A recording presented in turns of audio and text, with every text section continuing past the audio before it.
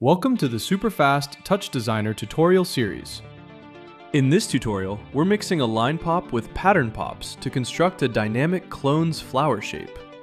I found a way to use a series of pattern pops to create a main animated shape holding small cube copies. Then I used a sphere with a sine scale attribute for the final flower shape. To create random rotation values for the clones, I also used a pattern pop. And if you want to skip the setup and grab the finished file, it is already up on my Patreon. Alright, let's look at the network structure. Chapter 1. Overview. Our network is structured into three main blocks. First up is the control setup. We use buttons and chops to smoothly drive the sphere's rows. Next, we dive into the pop family. Here we use line, pattern, and copy pops to build our base instances and distribute them across the sphere. Finally, in the render section, we bring it all to life using PBR materials, soft shadow lighting. And by the way, if you want to find beginner courses or start getting feedback on your networks, you are welcome to join over 400 students in my school community linked below. Chapter 2. Network. Alright, let's start. Create 4 constant chop operators. The first one is set to 100, the second to 80, the third to 40, and the fourth to 20. Connect all 4 of these into a switch chop. In the index parameter of the switch, we are using the button's null to switch between the inputs. This lets our UI drive which value we pass through. Connect the switch to another lag chop. Set the lag and overshoot to 0.2 and disable snap.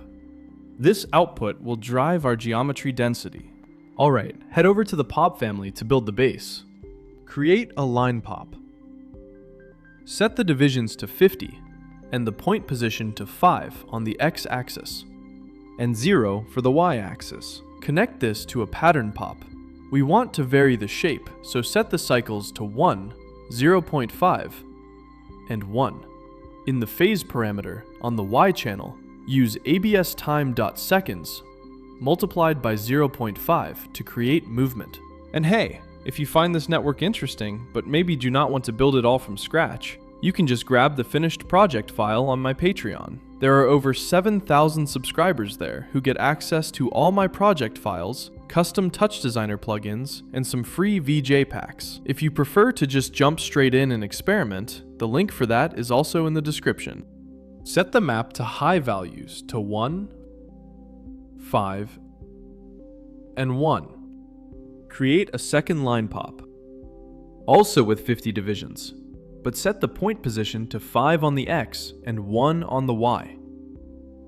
Connect both the pattern and this second line into a Mathmix Pop. Set the operation to a multiplied by b, and scope a to p, and scope b to in1p. This combines our point data. Connect this to a pattern pop. Change the type to triangle, and set the output attribute scope to point scale. This is how we add size variation to our instances. Now for the geometry. Create a rectangle pop.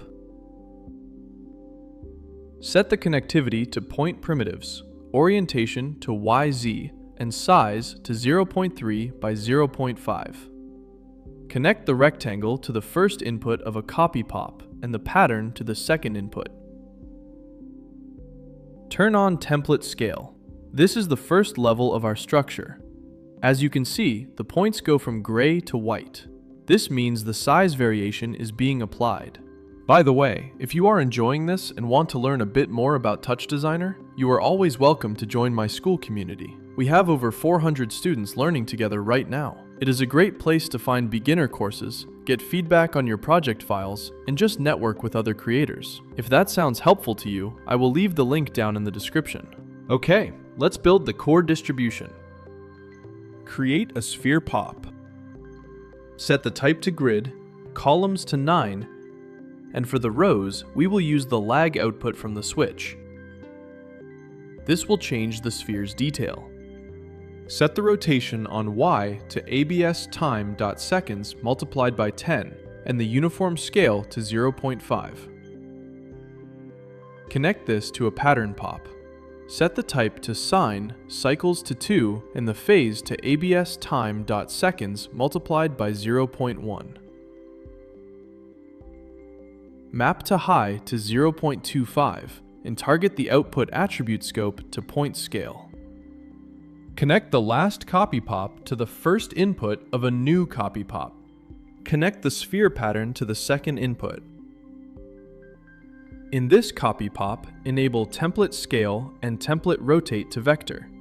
Set the forward direction to positive x and the attribute to p. This aligns our rectangle instances to the sphere surface. We will add some extra randomness now. Connect this to another pattern pop. Set the type to random for all axes. And map to high to 360. Target the output attribute scope to rot. And enable override automatic attribute. Create a box pop with a uniform scale of 0.027. Connect the box to the first input of a third copy pop and the random pattern to the second. Turn on template rotate. Finally, connect this to a transform pop. Set the Y rotation to absTime.seconds multiplied by 10.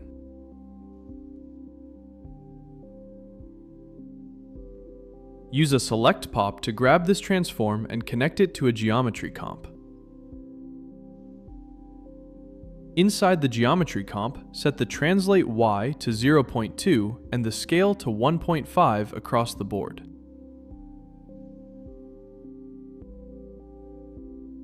For the floor, create a circle pop.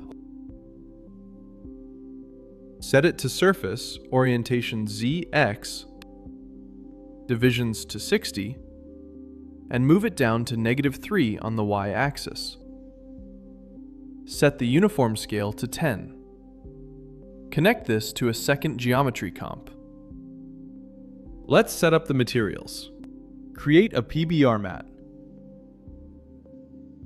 Set the metallic to 0.971 and roughness to 0.154.